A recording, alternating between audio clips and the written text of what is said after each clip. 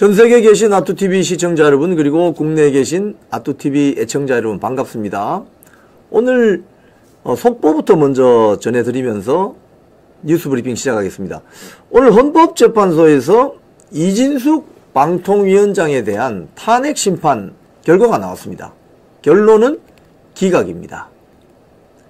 이진숙 방통위원장은 즉시 업무 복귀합니다. 과천으로 갔습니다. 지금 방통위원장 사무실로 갔다고 합니다. 자, 오늘 그 보도 내용을 보면 이걸 먼저 설명드리고 전체 썸네일을 설명드릴게요. 헌법재판소가 국회의 탄핵소추, 그러니까 이진숙 방통위원장에 대해 내려진 국회의 탄핵소추를 기각했어요. 즉시 직무복귀입니다. 재판관 8인 중에, 재판관 8명 중에 6명 이상이 탄핵에 찬성해야 파면되는데 4대4가 나왔다는 거예요. 4대4. 그러니까 6명이 안 되잖아요. 그러면 직무복귀입니다. 4명의 그러니까 기각 의견을 낸 사람은 윤석열 대통령이 임명한 정영식, 그리고 대법원장이 임명한 김복형. 우리 헌법재판관 그 그래픽 있죠? 있으면 한번 띄워주세요. 그리고 국민의힘 추천의 조한창. 저기 보시면 제일 오른쪽에 김복형, 정영식, 제일 윗줄입니다. 김복형, 정영식, 김형두, 그리고 밑에 조한창. 요 4명이 기각 의견을 냈다는 거예요. 자, 여러분, 오늘 이진숙 방통위원장의 탄핵 기각 이 뉴스는요, 윤석열 대통령 탄핵 심판에도 이 연결될 수 있는 사안입니다. 그래서 이 잘 살펴볼 필요가 있어요. 한 번 더 보여주시겠어요? 그 헌법재판관. 자, 보시면 문영배, 이미선, 정정미, 정계선이는 탄핵 인용을 원했습니다. 문영배, 이미선이는 문재인이 임명한 사람이고, 정정미, 김명수 대법원장, 정계선이는 민주당 추천이죠. 이 4명이 이진숙 방통위원장의 탄핵을 인용해야 된다고 주장한 반면, 김형두, 정영식, 김복형, 조한창은 기각하기를 원했죠. 그러니까 조한창은 국민의힘 추천이고, 김복형은 이번 조희대 대법원장 추천이고, 정영식은 윤석열 대통령이 지명했고, 김형두는 김명수 대법원장이 지명했는데 중도 성향입니다. 즉 4대4가 됨으로써 이진숙 방통위원장은 즉시 직무에 복귀하게 됐습니다. 만약에 윤석열 대통령 탄핵 심판에도 만약에 4대4가 된다든지 6명이 윤석열 대통령에 대한 탄핵 심판 기각에 찬성하지 않으면, 인용에 찬성하지 않으면 윤석열 대통령도 직무 복귀입니다. 그래서 오늘 이진숙 방통위원장의 탄핵 기각 소식은 굉장히 그 놀라운 소식이죠. 사실은. 왜? 8명의 헌법재판관이 구성되고 나서 처음으로 열린 이 선고거든요. 그러니까 이 8명이 어떤 성향의 결정을 내릴까? 그 바로 시금석, 바로미터가 이번 이진숙 방통위원장 탄핵 심판 결과였다는 거죠. 4대4. 야, 이 대목에서 참 이진숙 방통위원장 화이팅을 한번 해줘야 될 것 같은데. 상당히 억울하죠. 왜냐하면 아니 취임해서 바로 열심히 일하려고 결정 내렸더니 그거 가지고 민주당이 탄핵시켜버린 거 아닙니까? 자, 여기서 그 왜 기각 의견이 4명이나 나왔느냐 이겁니다. 방송통신위원회법은 제적위원 과반수 찬성으로 의결한다 한다. 이 제적위원회에 이제 문제가 있습니다. 방송통신위원은 5명이거든요. 5명. 그럼 5명이 만약에 회의에 참석했다. 그럼 제적위원회 과반은 3명이잖아요. 3명. 그런데 이진숙 방통위원장이 왔을 때는 이진숙 방통위원장하고 김태규 부위원장하고 2명밖에 없었단 말입니다. 그러면 거기 2명 중에 제적위원회 가면은 1명이잖아요. 1명. 그죠? 그러니까 2명 중에 2명이 다 찬성해버리면 의결이 되는 거죠. 그래서 이진숙 방통위원장이 와서 MBC 방송문화진흥위원회 이사들을 싹 다 바꿔버린 겁니다. 민주당 추천 6명, 국민의힘 추천 3명으로 돼 있던 것을 반대로 국민의힘 추천 6명, 민주당 추천 3명으로 바꿔버렸어요. 그랬더니 민주당이 난리가 나가지고 MBC 저래 두면 안 된다고. 사실 MBC 지금 뭐 민주당의 문화전쟁의 진지 아닙니까? 그런 지적이 있잖아요. 자기들 프로파간다 해주는 방송사 아니에요? 뭐 공영방송 좋아하시고 있네. MBC가 지금 민주당, 친민주당 세력들이 좌지우지하는 그런 프로파간다 기구 아니에요? 그런 비판 받잖아요, 솔직히. 그러니까 최민희 방통위원장 등 김의원 민주당 과방위 간사 등 난리가 나가지고 이진숙 몰아내야 된다고 탄핵 발의한 거 아닙니까? 그죠? 그래서 이진숙 위원장이 탄핵됐었잖아요. 그리고 5개월 만에 직무복귀 되는 겁니다. 자, 그러면 지금부터 가면 어떻게 되느냐? 이게 중요하죠. 이진숙 방통위원장의 직무복귀가 어떤 의미가 있느냐?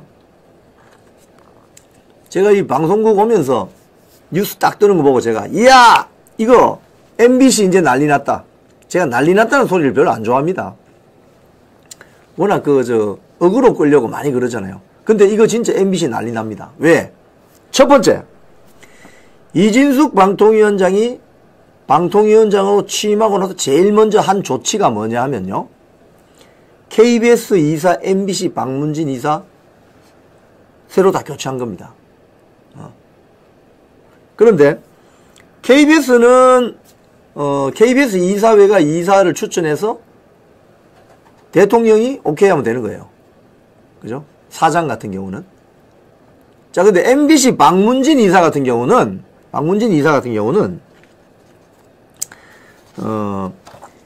이사를 방송통신위원회에서 선임해요.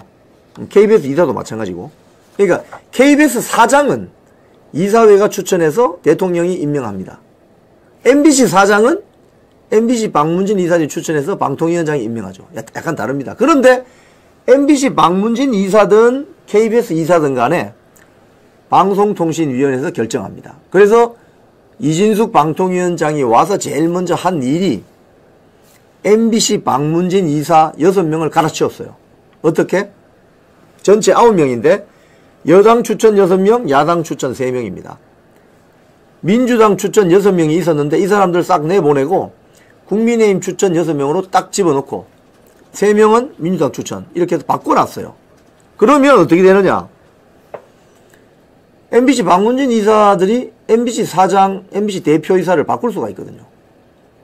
그래서 민주당하고 민노총 세력이 난리가 난 겁니다. 아이고 MBC KBS 사장은 여러분 이 방송 보시는 여러분 잘 아시죠? 제가 2년 전에 이영풍 기자가 해고를 각오하고 투쟁을 벌이면서 KBS 민노총 사장을 몰아냈습니다. 그래서 사장이 바뀌었어요. 박민 사장 그리고 지금 박장범 사장으로. 그래서 민노총의 어떤 영향력을 줄일 수 있는 그런 조치와 그런 투쟁들이 결과가 있었습니다. 비록 저는 해고됐지만. MBC 이제 이진숙 방통위원장이 직무복귀를 하면 그 말은 무슨 소리냐? 작년 8월에 이진숙 방통위원장이 들어와서 맨 먼저 조치를 내렸던 박문진 이사 6명 갈아치운 거 그게 유지된다는 해석이 될 수 있습니다. 그 말은 무슨 소리예요? 권태선 이사장 이자 이거 이제 나가야 됩니다. 결국은. 자, 그러면 그때 왜 민주당 추천에 박문진 이사진, 권태선 이사장을 비롯한 이자들이 무슨 문제가 있었냐? 2023년에 그 시민단체 등에서 감사원이 국민감사를 청구했어요. 감사를. 뭘 청구했느냐? 문재인 시절 MBC 사장을 했던 최승호, 박성재 사장 시절에 MBC 경영이 엉망진창이었다. 이런 내용으로 국민감사 청구를 했어요. 그 내용이 뭐냐면 이거 보고 있으면 기가 찹니다. 여러분 한번 보세요. MBC가 미국에 있는 리조트 개발 투자를 한다면서 105억 원 손실, 관련자 문책 소홀. MBC 방송사가 무슨 미국의 리조트 사업을 한단 말입니까? 이거 말이 돼요, 여러분? 여러분 이해되세요? 현대자동차가 예를 들자면 현대자동차가 갑자기 항공기 개발한다면서. 러시아 가서 항공기 개발한다. 그 이해됩니까, 여러분? 현대자동차는 바퀴 4개 달린 자동차 만드는 회사인데 갑자기 러시아로 가가지고 거기 러시아 뭐 좋은 전투기 개발한다고 나서면 그게 이해가 되세요? 안 되죠. 현대 로템이 K12 전차 K9 자주포 만드는 창원에 있는 현대 로템이라는 회사가 갑자기 편의점 사업을 하겠다면서 뛰어들면 그거 이해됩니까, 여러분? 이해 안 되죠. 모든 조직이나 기업체는 MBC는 상법상 주식회사입니다, 여러분. 그걸 아셔야 됩니다. KBS는 주식회사가 아니에요. KBS는 공기업이에요. 국민기업이에요, 국민기업. MBC는 법 규정이 상법상 주식회사입니다. 그럼 주식회사가 그 본연의 조직 임무가 있을 거 아닙니까? 뭡니까? 방송사잖아요, 방송사. 그리고 공영방송이라는 어떤 사회적 통념을 붙여줬어요. 잘 하라고. 그러면 그 공영방송사가 미국에 가서 왜 리조트 개발 사업을 하냐 이거예요. 그리고 그 105억 원을 다 날려먹었어. 그리고 관련자 문책 소홀하게 했어. 그럼 그 돈 누구 호주머니로 들어간 거지? MBC에도 소위 말해서 우리 국민들이 관심을 가질 만한 공적 재원들이 많이 투입이 돼 있습니다. 그러면 지들 개인 회사도 아닌데 미국에 리조트 투자해가지고 105억 원 홀라당 날려먹으면 누가 책임져야 될 거 아닙니까? 책임을 안 진다는 거예요. 이게 바로 지금 MBC의 문제입니다. 두 번째, MBC 계열사가 있는데, 계열사. MBC 뭐 플러스 뭐 등등 있어요. 이 계열사가 실내 스포츠 테마파크 사업을 했어요. 뭐 이거는 뭐 할 수도 있겠지만 굳이 방송사가 실내 스포츠 테마파크 사업 이런 거 뭐 왜 하죠? 좀 여러분 이해되세요? 어쨌든 해서 100억 원 이상의 손실을 방치했어요. 자, 이 100억 원 누구 호주머니로 들어간 거지?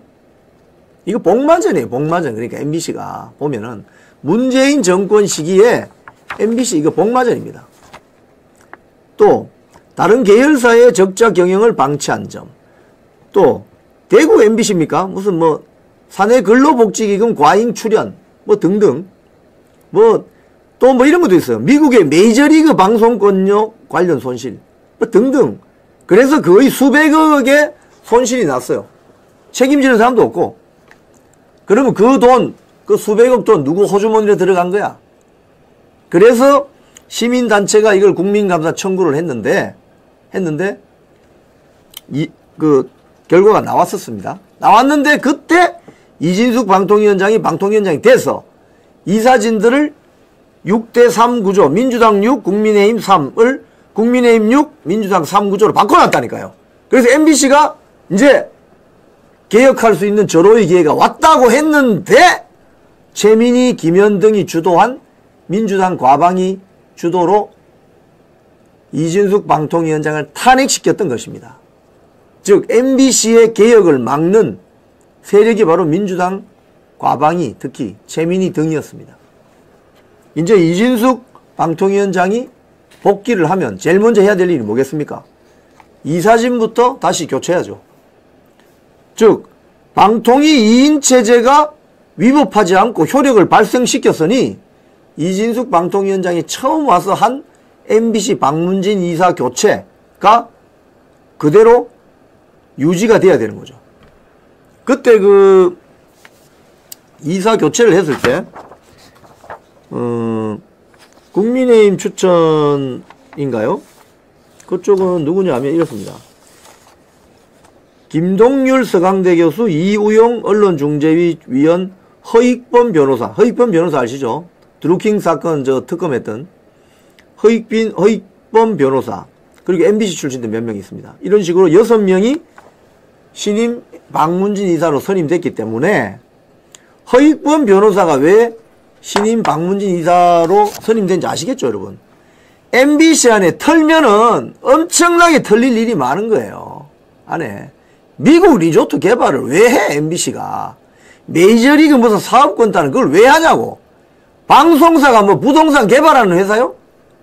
응? 스포츠 테마파크 사업을 또 왜 하는 거냐. 그래, 했으면 수익을 내든지 돈 다 홀라당 날려버리고 그건 누가 책임져? 이런 일들이 이제 자 그러면 이제 어떻게 되느냐. MBC가 개혁할 수 있는 절호의 기회가 왔고, 민주당이 생각하기에 민주당은 KBS, MBC 같은 공영방송사를 소위 말해서 민노총 언론노조 세력이 장악하도록 소위 말해서 판을 깔아주는 역할을 해왔다고 지적받아요. 왜? 사장 뽑는 그 지배구조 계약안을 지금 민주당이 지금 추진하고 있잖아요. MBC 사장, KBS 사장, EBS 사장 뽑는데 민노총 이중대라고 비판받는 세력들이 사장 추천권을 더 많이 가지게 함으로써 21명의 이사진을 만들고 거기에 3분의 2가 15명, 16명 아닙니까? 한 16명 정도를 민노총 언론노조 우호 세력들이 다 자리를 차지하게 만드는 법안이 바로 공영방송 지배구조 계약안입니다. 그렇게 하면 민주당이 정권을 잡든지 이재명이나 문재인 시기처럼 잡든지 그렇지 않고 지금처럼 야당이 되더라도 공영방송은 민노총 세력이 장악할 수 있도록 만들어주는 제도적인 계약안이 바로 공영방송 지배구조 계약안인 것입니다. 그러니 이번에 이진숙 방통위원장이 즉시 직무 복귀되니까 가서 자기가 취임했을 때 처음 바꿔놓은 그 MBC 박문진 이사진 그 안을 밀고 나가면 이제 MBC에 큰 폭풍이 불 수 있습니다. 사장도 바꿀 수 있어요. 지금 현재 누구죠? MBC 사장이 안형준 사장이라고 임기가 조금 남아 있습니다. 임기가 조금 남아 있어요. 내년 2월까지라고 하던데. 자, 그런데 공영방송의 사장 임기라는 게 지금 의미가 있습니까, 여러분? 왜 의미가 없느냐? 문재인이 정권 잡았을 때 민노총 언론노조 세력이 어떻게 했어요? 임기 남아있는 MBC 김장겸 사장, KBS 고대영 사장 몰아냈죠. 어떻게 몰아냈어요? 2017년 5월에 집권하자마자 문재인이 2017년 8월에 공영방송 장악 문건이 터졌잖아요. 국회의원, 의원 워크숍에서 그걸 뿌렸어요. 근데 그 내용을 보니, 사후적으로 보니 민노총 언론노조 세력이 거의 유사하게 진행을 시켰습니다. KBS 같은 경우 강규영 교수 학교 앞에 가가지고 집회하고 틀어놓고 떠들고, 고대영 사장 집 앞에 가서 그 맞은편에서 아파트 앞에서 막 떠들고, 그리고 이사들 이사회에 출석해야 되는데 그 엘리베이터 붙잡고 막 침 튀기면서 완전히 집단 린치를 가해가지고 거의 홍위병이 따로 없었습니다. 그런 식으로 임기가 남아있는 사장 다 쫓아냈거든요. 그죠? 자, 그러면 이진숙 방통위원장이 즉시 복귀했으니까 박문진 이사 구조가 국민의힘 추천 6명, 민주당 3명, 추천 3명이죠. 자, 그러면 국민의힘 추천 6명이 야, 지금 이 안형준 사장 이거 안 되겠어. 경영도 엉망이고 말이야. 방송도 지금 엉망진창이고 많은 국민들이 MBC를 가짜뉴스 제조기라고 지금 비판하는데 이 사장 이거 책임 있는 거 아니야? 사장 해임 결의안을 올리면 됩니다. 자, 안형준 사장 해임 의결안을 신임 박문진 이사들이 좀 올려주시기 바랍니다. 왜? 국민들이 도저히 참을 수가 없어요. MBC의 저 편파 방송, 가짜뉴스를 보면서. 그걸 할 수 있는 지금 길이 열린 거예요. 이진숙 방통위원장의 업무 복귀, 탄핵 기각은 바로 공영방송이라고 그동안 그들이 떠들어왔던 MBC를 혁신적으로 바꿀 수 있는 길이 열린 겁니다. 무슨 말씀 아시겠죠? MBC에 진짜 대지진이 일어날 겁니다. 자, 그리고 여기 또 하나 가능한 점. 헌법재판관 그 그래픽 한 번 더 올려봐 주시죠. 헌재가 지금 6인 체제에서 8인 체제로 바뀌었잖아요. 저 밑에 있는 3명 중에 마은혁이 빼고 정계선, 조한창이 들어갔잖아요. 그래서 위에 있는 6명하고 8인이 됐습니다. 자, 이 8인 체제에서 처음으로 내려진 선고 결과가 4대4라는 거예요, 여러분. 4대4. 그러면 우리가 딱 보면 예상이 되죠. 문영배, 이미선이는 문재인이 추천했으니 저는 완전히 그냥 좌파 성향일 것이고, 정영식, 김복형 두 사람은 윤석열 대통령 조희대 대법원장이 추천했으니 우파 성향일 가능성이 크죠. 그죠? 자, 그럼 조한창은 국민의힘 추천이니까 우파 가능성이 있다 보고, 정계선이는 민주당 추천이고, 저 우리법 연구회잖아요. 저기도 문영배, 이미선, 정계선 3명. 이쪽은 정영식, 김복형, 조한창 3명이죠. 자, 중간에 있는 김영두, 정정미가 결국은 캐스팅 보트를 지는데, 대통령 탄핵하려면 6명 이상이 찬성해야 됩니다. 6명. 그럼 보세요. 윤석열 대통령 만약에 탄핵 심판에서 윤석열 대통령 탄핵하려고 하는 사람들은 어떤 인물이 될 가능성이 있습니까? 오늘 탄핵, 이진숙 탄핵 심판 결과를 보면, 자, 1번 문영배, 2번 이미선, 3번 정정미, 4번 정계선.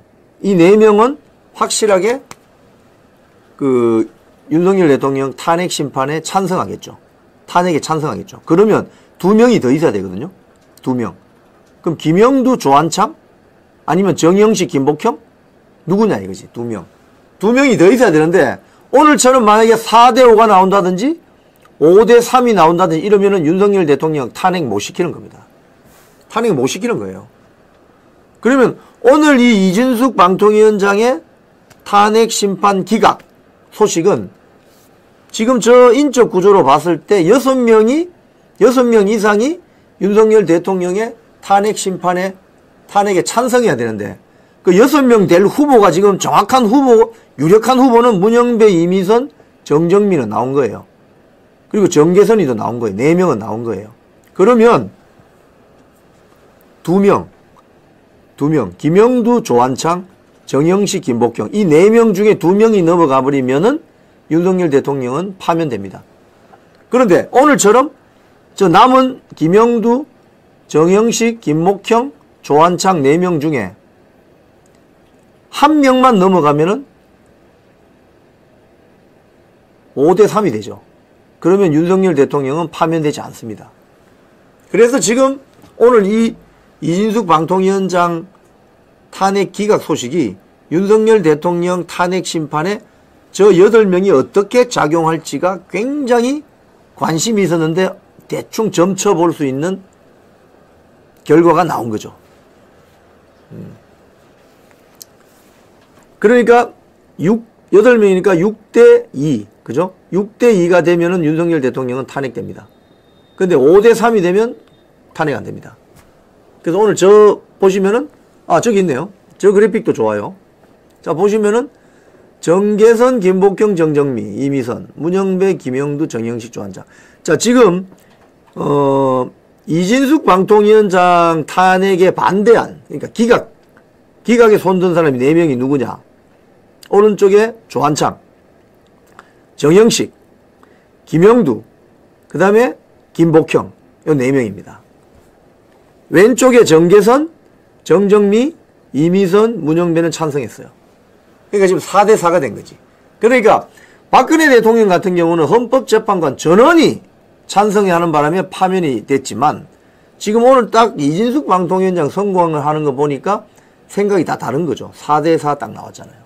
이거 아주 놀라운 오늘 선고 결과입니다, 여러분. 헌법재판소는 그냥 1심입니다, 1심. 한 번에 방망이 때리면 끝나는 거예요. 그래서, 오늘 저걸로 보면 윤석열 대통령 탄핵 심판 결과도 어느 정도 추정이 가능하다. 결국은 1명 내지 2명 싸움이다. 이미 윤석열 대통령 탄핵 심판을, 탄핵을 찬성할 가능성이 아주 큰 사람들은 이미 다 드러나 있어요. 제일 왼쪽에 붙으면 정계선, 저 우리법 연구회죠. 그 다음에 정정미, 이미선, 문재인 지명, 문영배, 4명. 요 4명이죠, 요 4명. 정계선, 정정미, 이미선, 문영배, 요 4명입니다. 그러니까 요 4명에다가 2명이 더 가면은 윤석열 대통령 파면되는 것이고, 1명만 가면은 파면 안 됩니다. 오늘 이진숙 방통위원장 탄핵 기각시킨, 탄핵에 반대했던 사람들. 저 보면 왼쪽에 2번째 김복형, 김영두, 정영식, 조한창은 오늘 이진숙 방통위원장 탄핵에 반대한 사람이거든요. 저 사람 4명이 윤석열 대통령의, 예를 들자면 탄핵에 반대한다. 그럼 윤석열 대통령 직무 복귀입니다, 여러분, 바로. 그런데 이제 공수처이 좀 서울구치소 구속되어 있는 거. 그래서 이게 공수처 이자들이 완전히 지금 저 국가 대사를 엉망으로 만들어 놓은 것이 탄핵 심판 결정이 나기도 전에 쥐들이 나서가지고 내란죄 수사권도 없는 공수처가 체포영장 위법하고 불법성이 농후한 영장 발부받아서 대통령을 지금 서울구치소에 잡아넣은 거예요. 이자들이. 탄핵 심판 나기도 전에. 이게 문제라는 겁니다. 자, 아주 간만에 반가운 소식이었습니다. 이진숙 방통위원장이 탄핵 기각되어서 직무 바로 복귀했습니다. 제 설명이 이해가 다 되시죠? 아, 찬성한 4명 CIA에 신고하라고요? 네. 너무 낙관적으로 보지 맙시다. 물론이죠. 네. 안심하면 안 됩니다. 냉정하게 봐야 됩니다. 네. 자, 오늘 썸네일 한번 보여주시죠. 오늘 제가 이제 지금부터 말씀드릴 내용은 선관위가 이번 윤석열 대통령 탄핵 심판 과정에 도마 위에 올랐습니다. 이미. 줄줄이 사실 확인 신청이 들어갔어요. 어제부터. 그런 와중에 지금 의문의 졸속기구라는 A웹이라는 게 드러났습니다. A웹. A웹이 선거 부정의 핵심적인 역할을 하는 거 아니야? 이런 지금 의심을 받기 시작했습니다. 그 이야기를 지금부터 좀 하겠습니다. 먼저 어제 그 대통령 대리인단이 선관위를 향해서 밝힌 내용입니다. 프리즌 뉴스에 났는데 대통령 대리인단 선관위 각종 부실 부정 의혹 검증에 성실히 임하라. 이 내용을 보면은 이런 겁니다. 1번 개표장에서 목격되었던 신권 다발처럼 보이는 이 빳빳한 투표지. 자, 제가 한번 다시 한번 보여드릴게요. 이 깨끗하죠? 깨끗합니다. 그런데 여러분 투표장에 가면 이거 요렇게 딱 봤죠? 깨끗한 거. 자, 투표했어요. 접습니다. 여러분 투표하시면 다 접죠? 이렇게. 접었어요. 넣었어요. 이 투표함을 개표장으로 가져갑니다. 자, 거기서 꺼냅니다. 꺼내는데 접은 표시 나죠? 그런데 접은 표시가 없는 이런 투표지가 고무줄 밴드에 딱 묶여서 다발로 나온단 말이에요. 이건 뭐야? 내가 접어서 보냈는데 왜 이렇게 됐지? 왜? 이게 내가 분명히 접었는데 이렇게 나와요. 여기에 대해서 해명하라고 했더니 선관위가 뭐라고 했습니까? 형상기억 종이가 있습니다. 이 접혔던 종이가 몇 시간이 지나면 지가 알아서 이렇게 딱 형상을 기억한대요. 기억했는데도 여전히 접힌 흔적이 남죠. 이런 종이가 그럼 세상에 있느냐? 이런 종이 세상에 없습니다, 여러분. 인쇄 출판 전문가들이 한결같이 하는 이야기는 그런 종이는 세상에 없습니다. 그런 종이 있으면은 이거 좋네, 그래픽. 빳빳 빳빳한 저런 종이. 접었는데 내가 접었어, 분명히. 접었어. 접어서 투표함에 넣었어요. 그런데 저런 빳빳한 종이가 어디서 나오냐고! 형상기억 종이 좋아하시네. 형상기억 종이 그거 발명하면 노벨상 받는다, 노벨상. 응? 그래서 이거 뭐냐 했더니 선관위가 참 구차한 변명을 내놓은 것이 형상기억 종이가 있습니다. 그래서 시간이 지나면 저렇게 빳빳해집니다. 여러분 이거 수긍이 되십니까? 어떤 분들은 저런 의혹이 있어서 투표장에 들어가가지고 이거 투표지 이렇게 접어가지고 안 했습니까? 500원짜리 동전으로 이렇게 접어서 집어넣는 사람도 있어요. 근데 저렇게 빳빳해진다고? 어디다가 지금 국민들 대국민 사기극 벌이려고 말이야. 이런 데에 대해서 답해라 했더니 선관위가 지금 명쾌하게 답을 못해요. 형상기억 용지 그거 한번 가져와봐. 없어요, 그런 종이는 세상에. 왜? 이 종이라는 것이 원래 펄프잖아요, 펄프. 나무란 말입니다, 나무. 펄프. 한번 이렇게 접히면 그 접힌 자국이 흔적이 남는 거죠. 근데 형상기억 용지가 있다고? 한번 가져와 보세요. 그 노벨상 받는다고. 그 다음에 이상한 뭐 저 일장기 뭐 도장 찍힌 것처럼 이렇게 뭐 투표관리관 이름이 안 나오는 그런 거. 뭐 그런 거라든지. 뭐 통합선거인 명부 시스템하고 사전투표 용지 발급 관리 시스템 뭐 등등 뭐 이런 거. 국정원이 뭐 2023년 10월에 가서 점검하려고 했더니 살짝 5%만 열어주는 거 이런 거. 이래서 선관위가 각종 부실, 부정, 의혹 검증에 성실히 임하라 하면서 윤석열 대통령 측 변호인단이 선관위 관련 사실조회를 엄청 요청했습니다. 사실조회. 이제 선관위 다 털리게 생겼어 이제. 자, 여기서 중요한 부분. 윤석열 대통령이, 박근혜 대통령은 8년 전에 헌재 재판정에 나오지 않았습니다. 이거 어떻게 보면 좀 너무 충격을 받았는지 나오지 않았어요. 나오지 않고 너무 일찍 포기했다고 할까요? 본인이 너무 충격을 받아가지고. 근데 윤석열 대통령은 헌재 재판정에 나와서 다투고 있잖아요. 그러면서 막 이것저것 사실 조회를 신청하잖아요. 이게 뭐냐는 거예요. 뭐냐. 이게 뭐냐. 저는 이걸 윤석열 대통령이 벌이는 전쟁, 윤회 전쟁으로 저는 명명합니다. 윤회 전쟁. 그럼 어떤 전쟁이냐. 대한민국을 망치게 하려는 반국가 세력을 헌재 재판정에서 국민들에게 다 까발리는 윤회 전쟁, 윤회 쟁송투쟁이라고 저는 생각합니다. 윤석열 대통령이 여기서 이야기하는 것들은 다 언론 기사화가 됩니다. 그동안 부정선거라든지 뭐 어떤 이슈가 나오면 언론이, 기존 기성 언론이 외면했거나 모른 척 했거나 눈과 귀를 닫아버리거나 이렇게 한 경우가 많지 않습니까? 근데 윤석열 대통령이 지금 헌법재판소 재판정에 나와가지고 사실 신청하고 뭐 어떠어떠하다, 중앙선관위가 어떠하다, 선관위 시스템 부정이다 뭐 등등 이야기를 하게 되면 이게 뉴스가 되는 거예요. 그래서 지금 저게 생중계는 안 되지만 오늘 오후 2시부터 또 윤석열 대통령 헌재에 출석합니다. 생중계는 아니지만 순차 방송이 되고 있거든요. 여러분 들어가 보신 분들이 계시겠지만 지금 저 헌재 재판정 보이시죠? 저 사진. 저기 보면은 윤석열 대통령이 맨 오른쪽에 앉아있죠.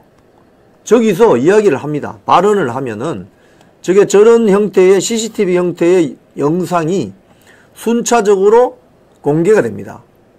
지금 제가 어제 확인해 보니까 유튜브 채널이나 기존의 종편 채널, 뭐 KBS, MBC 채널에 기본적으로 조회수가 10만 조회수 이상이고 많은 곳은 250만 조회수도 있더라고요. 그 말은 무슨 소리냐. 윤석열 대통령이 저기 안에서 비록 구속은 되었지만 본인의 그 아픔과 고통을 다 감수하고 대국민 여론전을 벌이고 있는 거예요. 이게 중요한 겁니다, 여러분.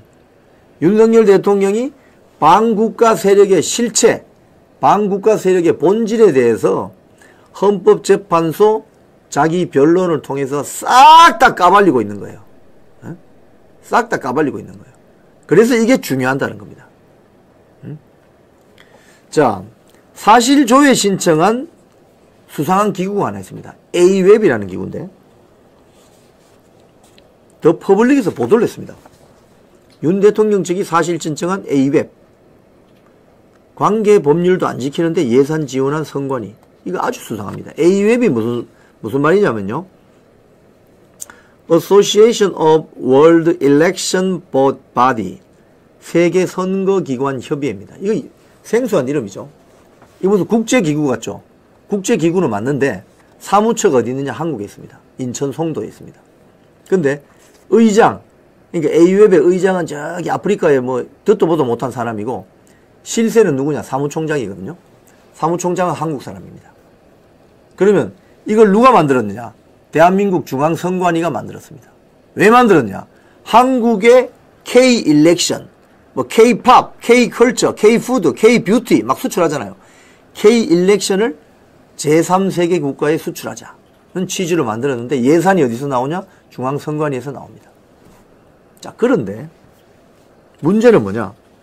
이 보도를 보면은 전 세계 109개국 119개 선거기관으로 구성되어 있는데 중앙선관위가 예산 지급 뭐 관리감독 다 합니다. 근데 여기 보면 중앙선관위는 2015년부터 A웹을 통해서 선거 장비를 해외에 지원해 왔다고 합니다. 예. 거기에 키르기스 공화국의 광학 판독 투개표기, 선거 정보 시스템, 데이터 센터 등을 지원한 것으로 알려졌는데, 키르기스탄 공화국에 무슨 사건이 발생했어요? 부정선거 사건이 발생해서 난리가 났잖아요. 자, 그 밑에 보면은 A웹은 에콰도르, 엘살바도르, 피지 선거에 IT 기구들을 지원하면서 A 업체라는 제품을 먼저 시연하고, 그러니까 A 업체는 수의계약으로 사전에 제품을 개발할 수 있게 돼 있는 거죠. 그러니까 이게 뭡니까? 특혜 준 거지. 왜 특혜를 줬을까? 특혜에는 공짜가 있습니까, 여러분? 특혜 공짜 있어요? 주고받은 뭔가가 있는 거죠. 이 카르텔입니다, 카르텔. 일종의 범죄 카르텔일 가능성이 아주 높죠. 당시 A웹 사무총장, 이 선관위와 관련 있는 한국 사람입니다. 이 사람이 보조금 관리에 관한 법률 위반, 입찰 방해, 업무상 배임 혐의로 수사를 받았는데 어찌 됐느냐? 인천지검이 증거 불충분 사유로 불기소 처분해버렸어요. 왜 증거가 불충분하겠어요? 압수수색 영장 뭐 발부하면 법원이 그거 발부해 주겠어요? 발부해 주겠어요? 여러분 생각해 보세요. 중앙선관위원장이 대법관이잖아요. 근데 그거 발부해 주겠어요? 중앙선관위가 관리하는 희한한 국제 조직인데 이거 여기에 대해서 수사하도록 놔두겠어요? 안 되죠.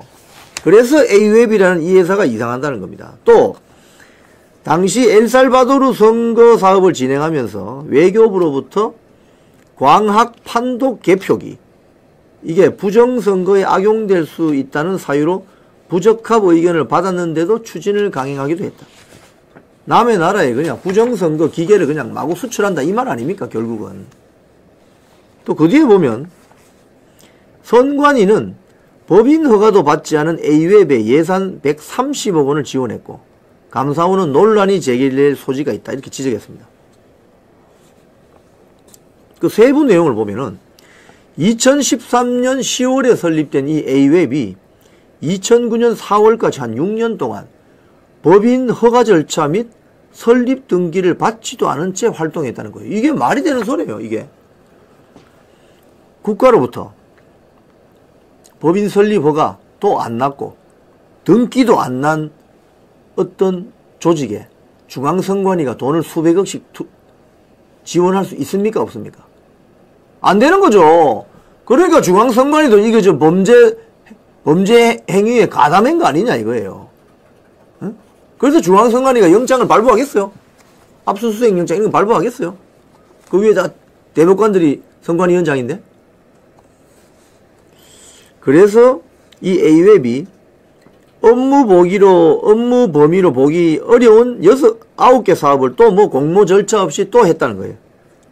그래서 한 70억 썼다는 거예요. 이게 완전 이 불법 졸속기구 아닙니까, 이거? 이런 A웹, 이 A웹이 왜 수상하냐?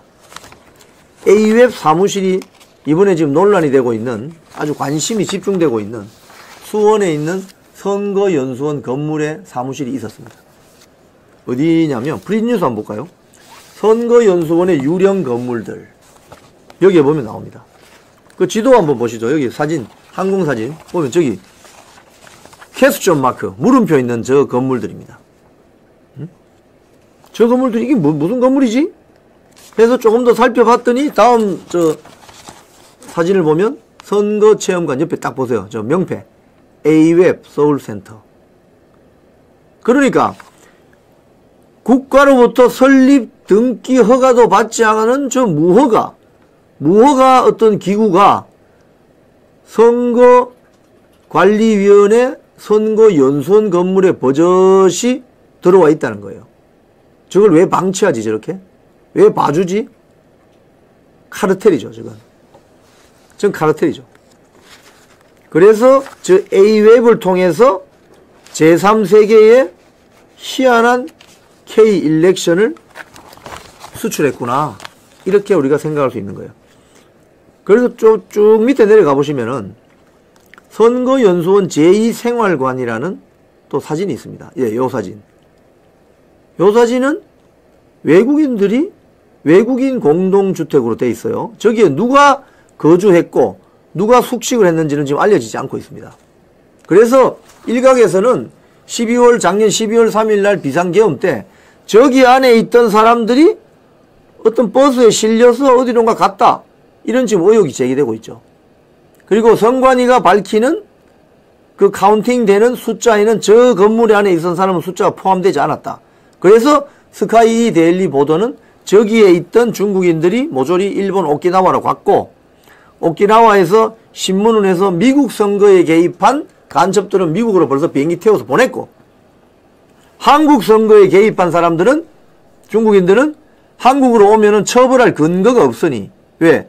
중국인들을 간첩죄로 처벌을 못합니다. 간첩죄는 북한과 관련되는 것만 할 수 있습니다. 그러니 오키나와 미군 기지에 지금 구금돼 있다. 이 보도거든요.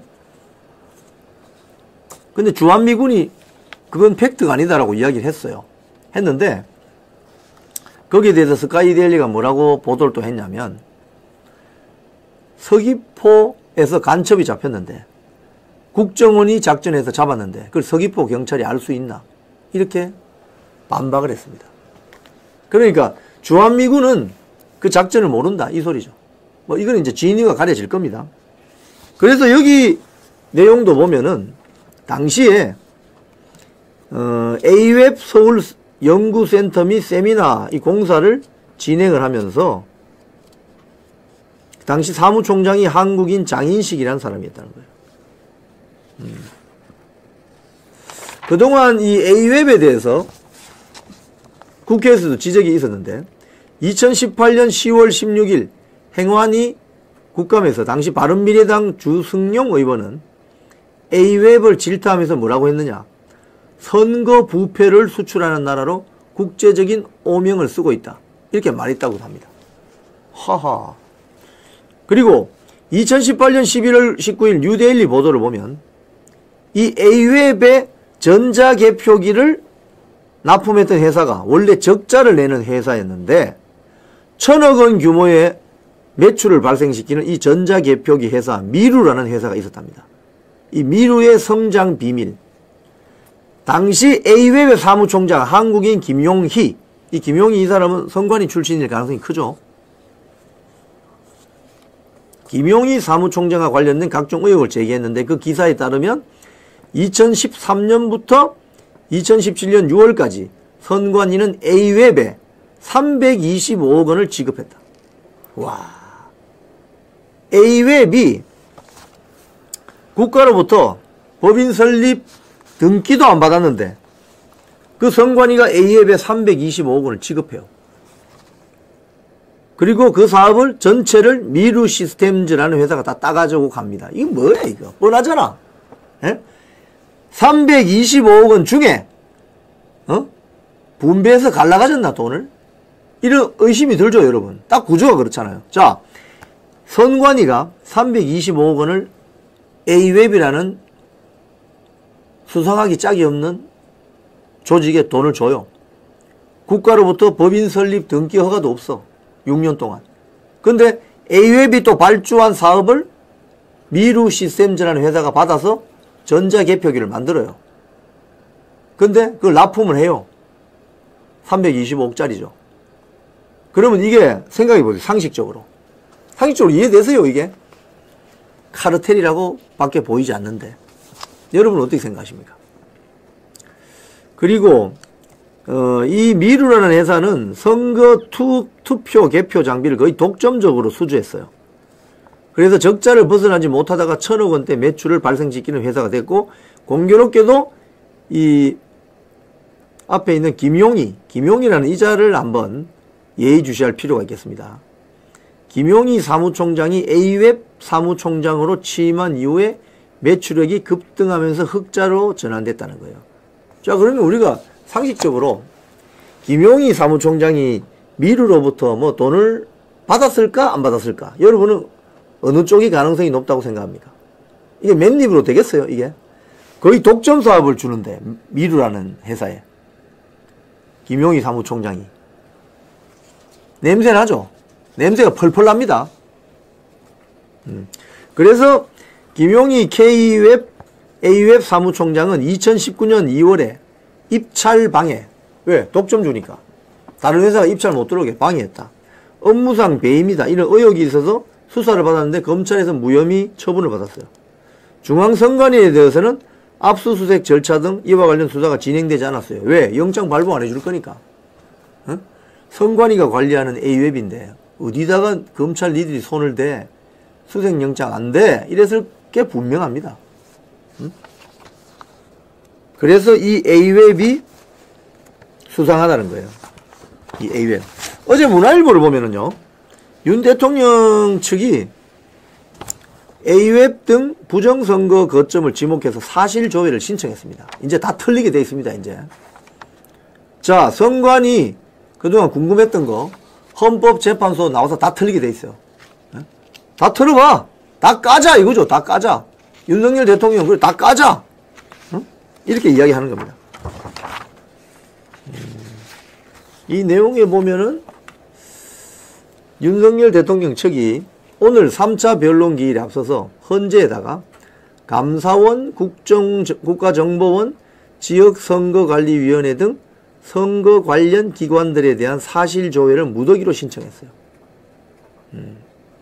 이제 이게 까지겠죠. 이 기사 내용에 뭐 이런 게 있습니다. 콩고 민주공화국 시민단체가 정보기술, IT기기 사용 경험 등이 부족해서 그 콩고의 터치스크린 투표 시스템이 도입되면 부정선거 빌미를 제공할 것이다 라고 문제를 제기했다고 합니다. 자, 여론조사 결과 오늘 좀 알려드리고 좀 정리해 보도록 하겠습니다. 프리진 여론조사 결과 부정선거 논란 규명 전 국민의 거의 절반 47.9%가 필요하다. 이거 뭔가 수상하다. 알아봐야 되겠다. 이렇게 되면 어떻게 되겠습니까, 여러분? 윤석열 대통령이 헌재에서 부정선거와 관련해서 발언하는 것들이 국민적인 이슈화 되면서 뉴스가 되겠죠. 이게 대국민 여론전이 되겠죠. 그 다음 또 퍼블릭 기사를 보면 헌재 탄핵 심판 기각해야 된다. 오늘 이진숙 방통위원장처럼. 그게 국민들이 47%랍니다. 47%. 인용돼야 된다. 즉 윤석열 대통령 파면시켜야 된다보다 더 높습니다. 47%. 파면하자가 46%. 그래서 지금 윤석열 대통령이 저 헌재에서 대국민 여론전 하는 게 중요하다는 거예요. 또 여론조사 또 하나 더 있습니다. 국민의힘 지지율이 수도권 포함 대부분 지역에서 민주당을 앞섰다. 전국 정당 지지도가 국민의힘이 44.4, 민주당이 36.8. 밑에 그래픽 한번 보여주세요. 예, 국민의힘이 44.4, 민주당이 36.8. 역전시켜버렸습니다. 조국당, 개혁신당, 진보당 뭐 별로 의미가 없습니다. 자, 그리고 마지막 여론조사. 윤석열 대통령 지지율이 47.6%. 탄핵 여파로 오히려 급등하고 있다. 오히려 급등하고 있다. 윤석열 대통령 지지율은 47%. 아시아투데이가 그 며칠 전 보도한 걸 보면 여론조사한 거 보면 50%죠. 그러니까 아시아투데이의 여론조사가 얼추 국민들의 여론을 반영하고 있다고 보면 되는 거죠. 즉 지금 윤석열 대통령의 지지율은 47%에서 50% 사이에 왔다 갔다 한다고 보면 되는 거죠. 이런 대통령을 어떻게 파면시킵니까? 전 국민의 절반이 지금 지지하는데. 말이 되는 소리예요, 여러분. 그래서 헌법재판관들이 이 부분을 고려한다는 말이죠. 여론이 어떻다는 걸 고려하게 되어 있습니다. 그래서 윤석열 대통령 파면시키자고 하는 사람이 6명만 안 되면, 5명만 되면 윤석열 대통령도 직무 복귀할 수 있다는 겁니다. 자, 그리고 마지막 여론조사. 대통령 구속하는 건 공정하지 않아. 48.5%입니다. 국민의 절반이 야, 어떻게 현직 대통령을 구속하냐. 이거 공정하지 않다. 왜 공정하지 않다고 생각했어요? 왜? 사법부가 그동안 이재명, 윤미향, 그 다음에 그 누구예요? 황운하, 조국에 대해서 어떻게 했어요? 1심에서 1심 선고 때리면서 법정 구속했어요? 이재명은 2심 선고에서 또 풀어줬잖아. 불구속. 불구속 풀어주면서 무슨 사유를 대가지고 공당, 야당 대표라서 어쩌고 저쩌고 증거인멸에 우려가 없고, 위증교사 지금 재판도 받고 있는데 증거인멸에 우려가 있을 수 있지. 이러니 사람들이 이게 공정하다고 생각하겠냐고. 윤석열 대통령 구속시키는 게 공정하다고 생각할 수 있겠냐고요. 그러니까 이재명, 윤미향, 조국, 황운하가 없었으면은 뭐 그럴 수도 있겠다 생각했을 거예요. 대한민국 사법부가 그동안 얼마나 법을 편의적으로 자의적으로 해석해오고 지들 마음대로 늘렸다가 줄였다가, 그 국민들이 모를 것 같아요. 국민들은 법 상식은 상세하게 모르지만 상식적으로 판단한단 말입니다. 거기에 이번에 서부지방법원 사태가 있는 겁니다. 자, 오늘 저는 돌아온 이진숙 썸네일 한번 보여주십시오. 돌아온 이진숙 탄핵기각, 이제 MBC 난리 납니다. 두고 보십시오. MBC 사장 임기 남아있죠. 물론 내년 2월까지. 근데 별로 잘한 게 없는 것 같은데, 가짜뉴스 만들어내고 뭐 편파 방송한 거 이거 책임지고 물러나야 되는 거 아니에요? 저는 그렇게 생각합니다. 공영방송 사장의 임기가 무슨 소용이 있어요. 이제 공영방송 사장의 임기를 보장해줘야 된다는 사회적인 공감대는 이미 문재인 때 박살났어요. KBS 고대영, MBC 김장겸 사장 임기 민주당 세력과 민노총 언론노조 세력이 박살을 내버렸어요. 공영방송 사장 임기 이제 별 의미 없습니다. 여러분, 지금 안영준 MBC 사장은 이제 책임지고 집에 갈 준비를 하셔야 될 것 같아요. 왜? 이진숙 방통위원장이 박문진 이사 새로 뽑은 사람들, 국민의힘 추천 6명, 민주당 추천 3명 남았죠. 그러면 이 사람들이 논의했을 때 안영준 지금 사장은 MBC를 아주 가짜뉴스 공장으로 만들었던 것 같아 라고 판단을 하고, 경영 능력도 의심스러워 판단을 하고 해임 의결안을 올려서 투표하면 끝입니다. 바로 집에 가야 돼요. 바로 집에 가는 거지. 그래서 공영방송 사장 임기 보장하라 이따위의 이야기를 하면 안 되는 거예요. 이제는 문재인 때 다 그 관례와 전통과 관습을 다 뭉개뜨렸잖아요. 지금 공영방송 사장 임기 보장, 그게 무슨 문제가 있어요? 그 무슨 의미가 있냐고. MBC가 개혁되고 민노총이 공영방송을 장악하는 저 시도를 막아낼 수 있는 큰 개혁의 물꼬가 트이기를 기대해 봅니다. 그리고 오늘 오후 2시에 윤석열 대통령이 헌재에 출석하는데 선관위가 주 타깃이 됐습니다. 이제 A웹이라는 이상한 출처불명의 이 수상한 조직을 파볼 필요가 있습니다. 그런 여론이 커지고 있습니다.